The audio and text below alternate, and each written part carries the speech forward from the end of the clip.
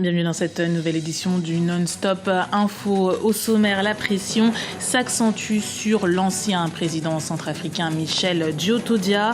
Un groupe d'experts recommande le gel de ses avoirs et une interdiction de voyager pour celui qui a pris le pouvoir en 2013. 15 otages des forces rebelles ont été libérés par l'armée camerounaise ce mercredi. Un prêtre polonais retenu depuis le 12 octobre a également été relâché. Les acteurs culturels s'associent pour la lutte contre le virus Ebola avec le single « L'Afrique mobilisée contre Ebola ». Tout un collectif de musiciens africains souhaite venir en aide aux populations infectées. Mais d'abord, en Côte d'Ivoire, la candidature de l'ancien président Laurent Gbagbo pour la présidence du Front populaire ivoirien a été maintenue. Le comité de contrôle a jugé le dossier recevable. La requête pour irrégularité déposée par l'actuel leader du parti, Pascal Affi-N'Guessan, a donc été rejetée. En dernier recours, il pourra s'adresser au Congrès qui se déroulera le 11 décembre 2014. L'étau se resserre autour de l'ancien président Michel Djotodia. La communauté internationale cible l'ancien président. Des experts des Nations Unies ont exhorté le Conseil de sécurité à décréter des sanctions ciblées contre celui qui a pris le pouvoir en 2013. Les mesures en question pourraient aller du gel de ses avoirs à une interdiction de voyager, conformément à ce que prévoit une résolution qui date du 28 janvier 2014. Écoutez l'analyse de notre éditorialiste Jean-François Akanji. Autour de l'ex-président Djotodia. Les experts des Nations Unies, lorsqu'ils font une telle proposition, c'est qu'il y a un début de commencement de preuve. On peut en donner deux lectures. Soit il y a des infractions dont on commence à avoir des éléments et on ne souhaite pas que les éléments de preuve disparaissent. Donc il s'agit de prendre des mesures dites conservatoires et la mesure qui a été prise est de cet ordre-là, en tout cas qui est demandée est de cet ordre-là. Il s'agit de geler des avoirs et d'interdire tout déplacement, mais pour l'instant, M. Djotodia n'est pas poursuivi, que je sache. On est dans cette phase-là.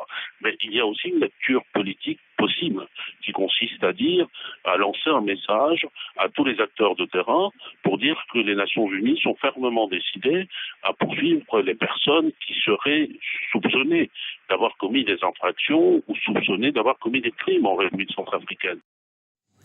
La présidence camerounaise l'a annoncé le 26 novembre à la radio. Les 15 otages camerounais enlevés par les rebelles centrafricains à l'est du pays ont été libérés. L'armée camerounaise a également libéré le prêtre polonais Mateusz Dziedzicz, retenu depuis le 12 octobre en Centrafrique. Par voie de communiqué, le président Paul Biya a remercié la contribution du président congolais Denis Sassou Nguesso, médiateur dans la crise centrafricaine. Écoutons l'analyse de notre éditorialiste Samuel Gembok. Dans cette libération, n'est pas simplement une œuvre de l'armée camerounaise, mais elle est surtout liée au blocage du processus de paix en Centrafrique. Ce qui veut dire que aujourd'hui, le président Denis Sassou Nguesso dispose de leviers suffisamment importants pour poursuivre ces négociations de paix qui commençaient déjà à être sérieusement entamées, notamment sur le point de l'enlisement des négociations. Donc il faut prendre en compte la dimension interne du processus de paix centrafricain pour mieux comprendre le contexte dans lequel la libération des otages se fait au niveau de l'Est du Cameroun.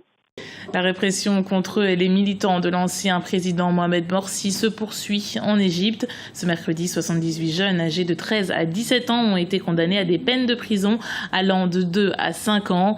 Accusés d'appartenir à une organisation terroriste, ils ont participé aux manifestations qui demandaient le retour du président destitué par l'armée en juillet 2013. Une sentence massive au moment où le président Abdel Fattah el-Sisi est en pleine tournée européenne.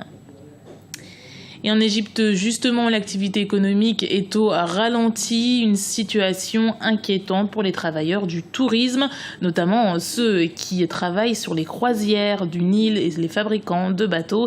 Ils déplorent véritablement la perte de leur secteur. Birama Saonera. En Égypte, l'activité touristique tourne au ralenti depuis 2011 suite aux événements qui ont secoué le pays. Beaucoup de travailleurs du secteur ont souffert de cette situation. Ici à Aswan, sur l'une des rives du Nil, des dizaines de navires sont amarrés en attente des clients. Une situation qui inquiète les travailleurs de sociétés de croisière et les fabricants de bateaux. Avant la révolution, le travail était mieux que maintenant. Les choses sont devenues très calmes au cours des 4 dernières années de la révolution. Le pays tout entier s'est arrêté, le tourisme s'est arrêté et les gens qui veulent faire des croisières sur le Nil ne le font plus assez.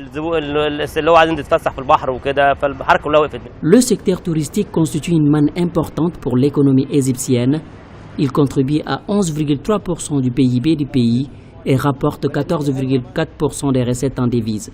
Des chiffres qui sont en baisse par rapport aux années précédentes. Cependant, il commence à reprendre ses marques malgré la crise qui prévaut au Moyen-Orient.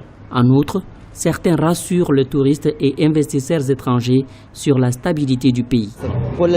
Notre pays, l'Égypte, est agréable et les gens de partout dans le monde viennent ici. Ils disent que le plus beau pays est notre Égypte. Les étrangers se sentent en sécurité ici et ils laissent leur sac et argent avec nous. Ils visitent les sites et reviennent les récupérer. En septembre dernier, le gouvernement a pris des mesures pour favoriser le retour de l'activité touristique. Il espère une augmentation de 10% du nombre de touristes d'ici la fin de l'année. En attendant le retour des touristes, les bateaux à voile restent amarrés sur les rives du Nil. L'épidémie Ebola a franchi le cap des 5000 victimes et plusieurs artistes se mobilisent pour lutter contre la maladie. Une chanson a été enregistrée et ses interprètes appellent les auditeurs à prendre la fièvre hémorragique en considération. Au micro, on retrouve des pointures de la musique comme Salif Keita, Oumou Sangaré ou encore le duo Amadou et Mariam, Christelle Dayambaya.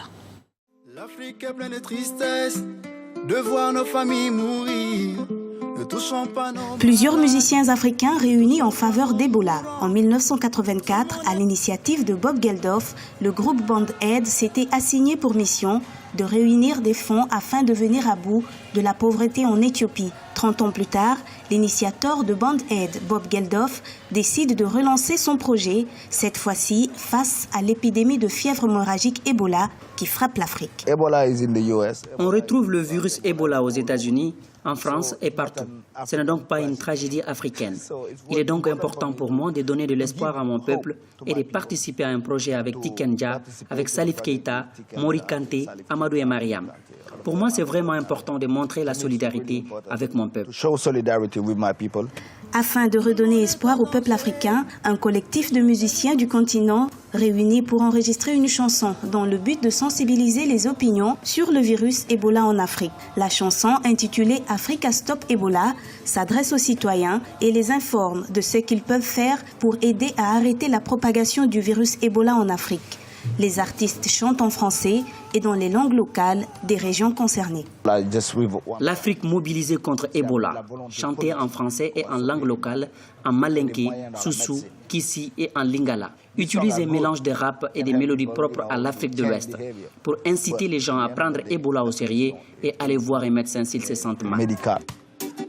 Selon les producteurs de la chanson La Famille 3D, l'Afrique contre Ebola a vendu 250 000 exemplaires depuis sa sortie officieuse au début du mois d'août. Toutes les recettes seront reversées à Médecins sans frontières. Depuis le début de l'épidémie, on dénombre 5 459 cas sur plus de 15 000 cas identifiés dans 8 pays au 18 novembre 2014.